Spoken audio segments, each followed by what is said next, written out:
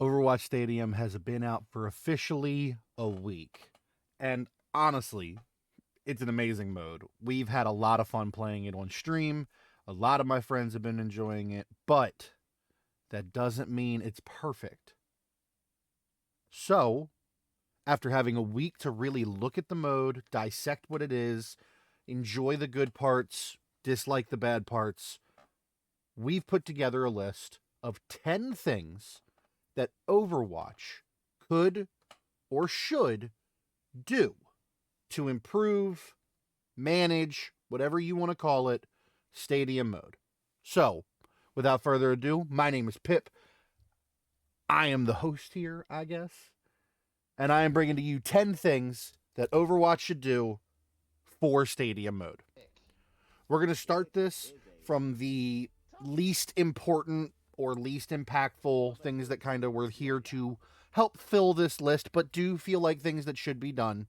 And we'll get to, at the top of the list, things that absolutely should be added to help the health of this mode. So, let's start with number 10.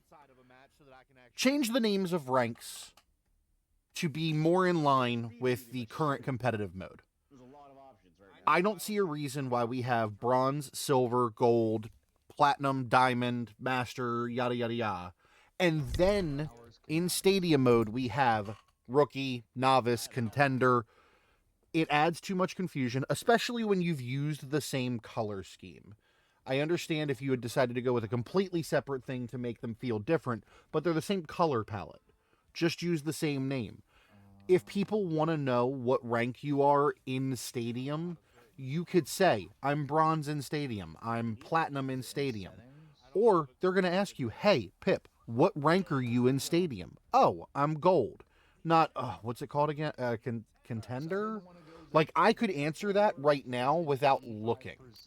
But if you make it so that I have to go check because the names are different, it adds extra confusion and it just feels unnecessary. This isn't a mandatory change. This isn't something that has to happen. But I think it would be good for the health of it just to make it a more streamlined process where people know I'm gold, I'm diamond, I'm platinum. Move on. At number 9, fix the chat box. Specifically the in-game text chat in between rounds. If I'm trying to make callouts to my teammates and they're not in voice chat for whatever reason, I have to type to them. I'm playing on console. I can't type quickly. I can't preset messages. I have to just type it out on the PlayStation controller. When the match starts a new round, you don't have a lot of time. You need to pick your perks. You need to pick your power. You need to sell perks to buy new perks, or items, I suppose is the word that we're using, which again, streamlined verbiage here. Vernaculars doesn't need to be complex. But nonetheless, I have something I need to accomplish before the round starts. The best time for me to be able to type a message to my team, hey, I need you on point. Hey, you've got to do more damage. Hey, you've got to heal more. Hey, you've got to stop going too far forward. Hey, great move doing this. Whether it's constructive criticism, whether it's praise, whether it's calling them out on something they did poorly, the time to do that is when the round ends, waiting for the new round to start. But for whatever reason, during that process, if the new round does start while you're still typing, it will close your chat box and erase your entire message. I have footage to show you of that happening. It is an inconvenience. It's not something that needs to happen. It's an easy fix, I would have to imagine. Don't do that. Just fix it so the chat box stays open. If I have the chat box open, let me keep it open. Let me type my message and send it so that when the new round starts, I don't have to start typing it again. I can focus on my build. I can talk to my team on their builds. Get ready for the next round. At number 8, we have add play of the game checker for each round, or make the final play of the game that happens at the end of the match for the entire match, not just the last round. I've noticed, and I've done research on it, I've made sure that I'm not incorrect on this. The play of the game that you see at the end of the round is for the last round only. It doesn't include anything from prior. So if you have a 7-round heater going to the finale, the best play of that game could have been in round 2. You won't get to see that. You'll see whatever the best play of the last round was. That's not something that I think is necessary. I don't think that it's good for the game, because then you could have somebody who had one good moment in the last round but didn't do anything all game, didn't do anything good in any other round, and now they're getting play of the game praise and things like that. Obviously, play of the game doesn't really matter that much, but I think if you were to either A, change it so that it encompassed the entire match, or B, made it so that when I go look at the match history, I could view each round's play of the game. Something just to say, like, hey, this can give this player credit, etc., etc. And on my stream over on Twitch, if you've ever been there, you'll know that I keep track of my play of the games every season. It's something we do with chat. It's something fun to do. We keep track of our wins. We keep track of our play of the games on the season, who we get them on. It's harder to do that when my play of the game may have happened and I don't know it because it didn't happen in round 7 or round 4. It happened in round 1. I had an amazing quintuple kill with a diva bomb. Things like that for my channel personally, but also just for other people who like seeing that moment that they did an amazing play. They want to share it with their friends. They want to share it on social media and promote their channels, promote Overwatch, promote Stadium. Having the ability to view every play of the game is healthy. Now, you can view your play of the games if you go to your history and review your top 5. If you keep clearing that, then after the match, you'll get your each individual round's top 5, like, as long as there's only 5 of them. And you might be able to see that you got a play of the game there, but that's too unreliable. It's too finicky. So personally, I would add a play of the game for each round in the history section, or make it so that the last play of the final play of the game of the match is for all rounds, not just the last round. In that same vein of talking about entire round and how things have gone throughout the match, at number 7, we had adding a stat sheet for the entire match. I do appreciate the ability to look at round 1 and say, oh, my soldier did horrible in round 1, but in round 2, he stepped it up.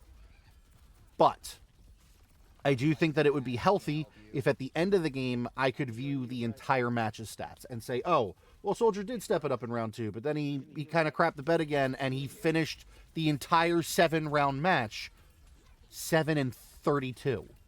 He was the problem.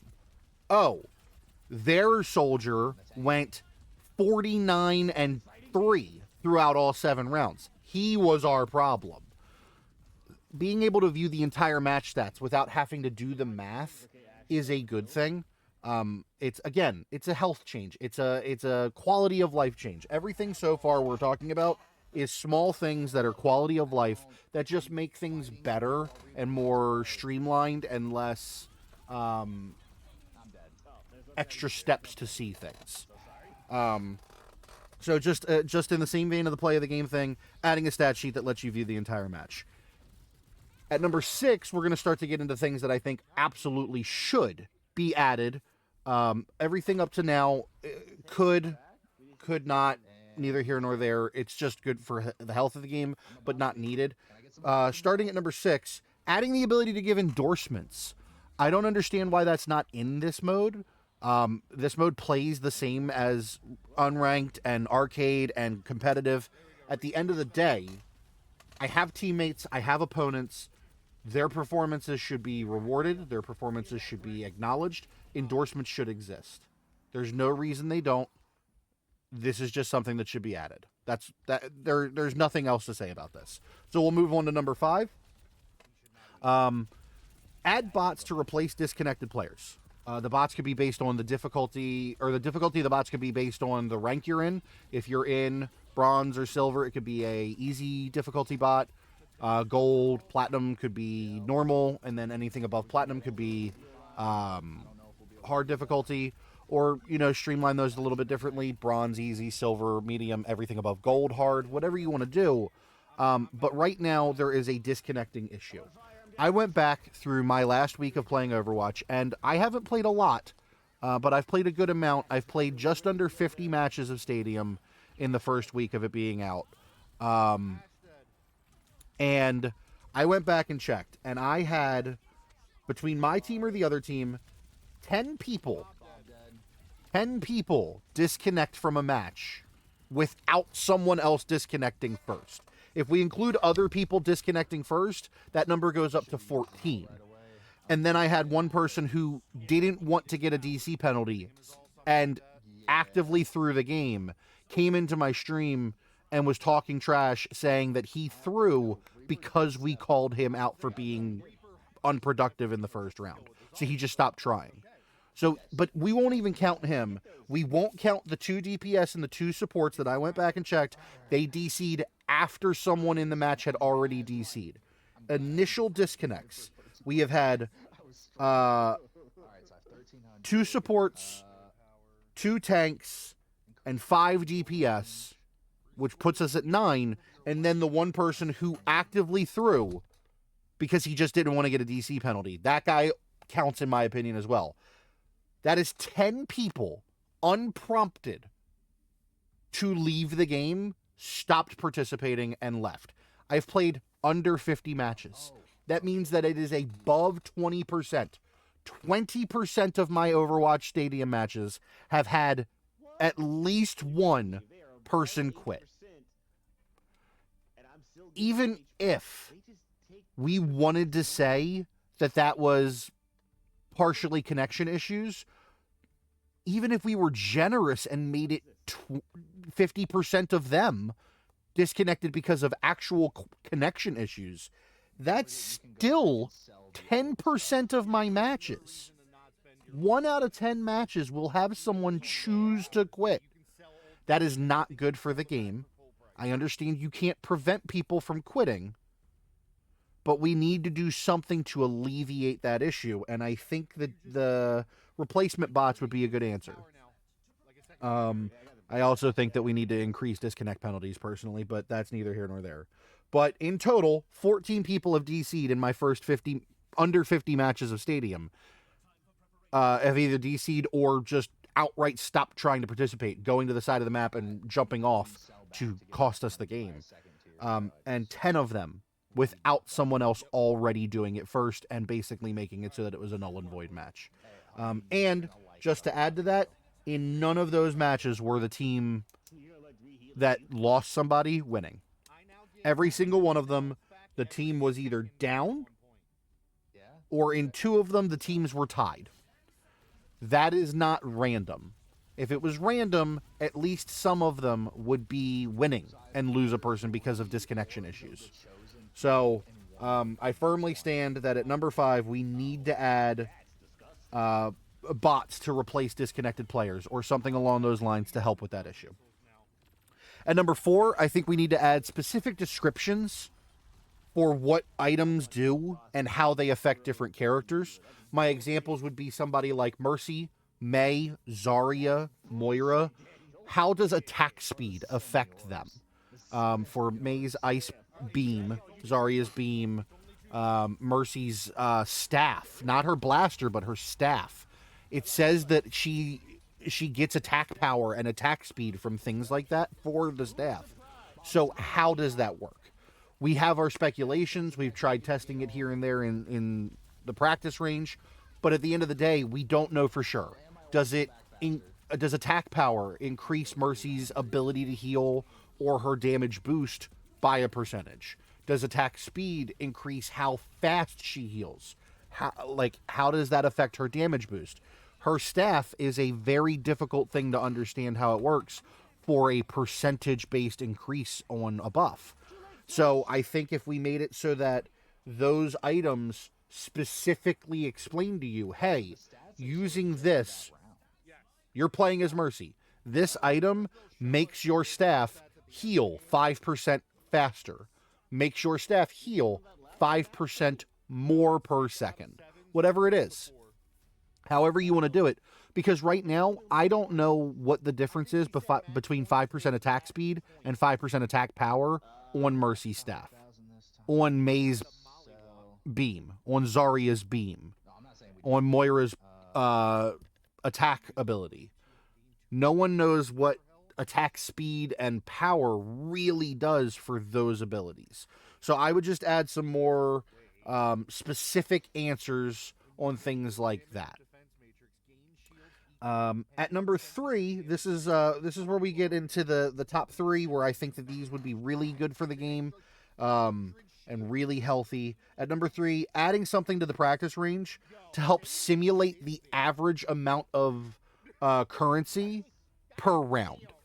Let me select in the practice range, we're starting round 3, and give me an average amount of currency for the player base at the beginning of round 3, so that I could try and build my character based on a normal performance at that round. Am I, on average, going to have 21,000 credits? Or am I going to have 25,000? That small difference is huge. That's another perk. That's another 3 green perks.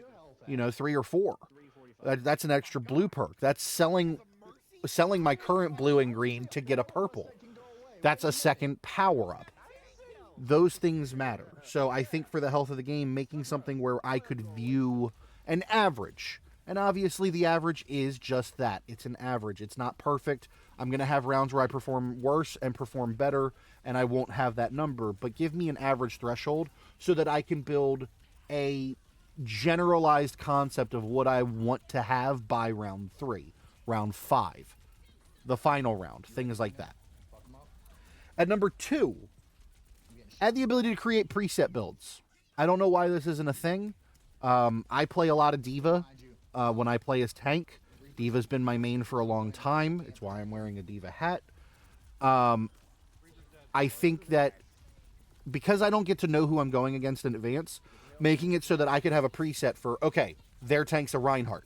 I want this perk, this perk, this perk, this perk, these items. Their tank's a Zarya. I want these perks and items.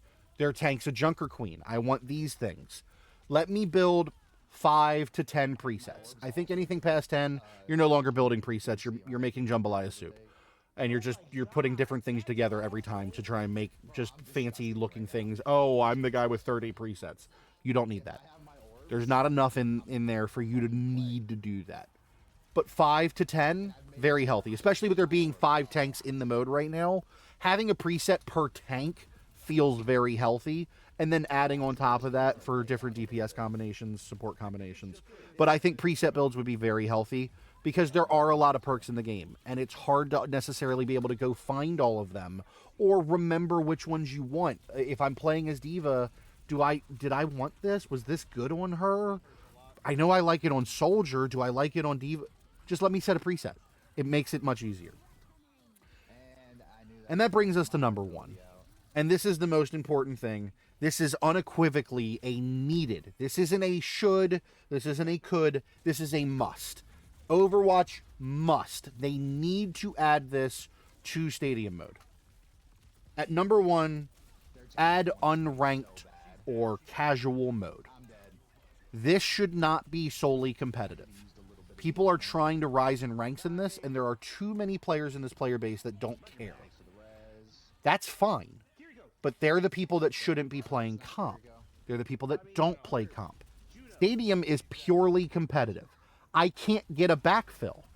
If you made a quick play version and someone DC'd in that, you could backfill for that. And then, going into that whole average, you give them the average amount of currency for the round they're in. There are answers for that. There needs to be an unranked or casual mode to Stadium for the people that don't care or don't know what they're doing. People that have less than 4 hours in this game should not be playing competitive Stadium mode. They don't know how the characters work baseline. They surely aren't going to know how to build them with 60 different item options that alter how their character works. This game mode needs unranked. And that is the end of this list. That is 10 things that Overwatch should, could, or need to do in order to improve Stadium mode, improve the health of it. Let me know what you guys think in the comments. Let me know if you guys think that any of these are unnecessary. Let me know if you guys think I missed anything. Maybe we'll make another one. And with all that being said, Thank you guys so much for watching. As always, I am Pip. Y'all are the greatest. And when in doubt, we'll see you in the stadium.